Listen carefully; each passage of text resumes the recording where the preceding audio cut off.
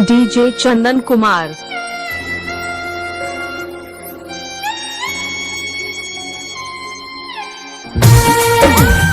DJ Chandan Kumar कोलू हरवा।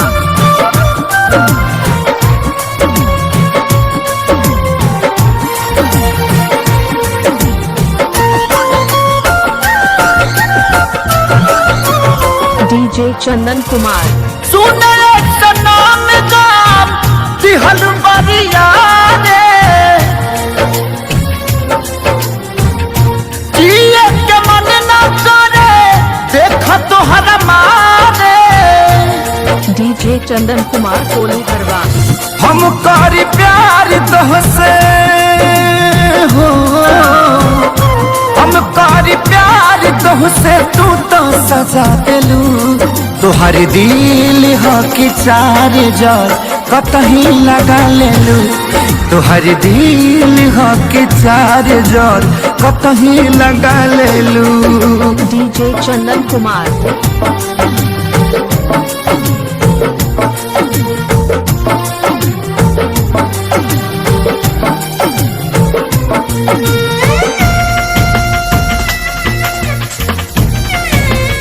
DJ Chandan Kumar कोलू हरवा।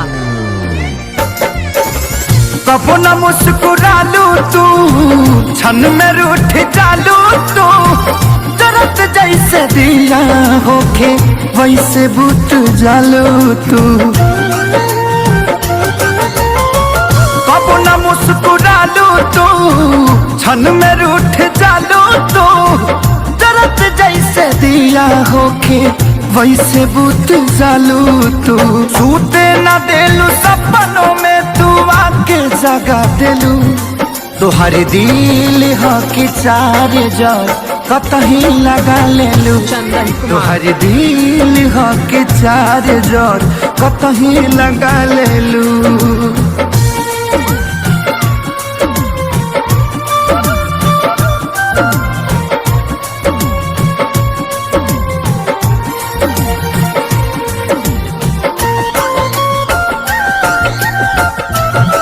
डीजे चंदन कुमार।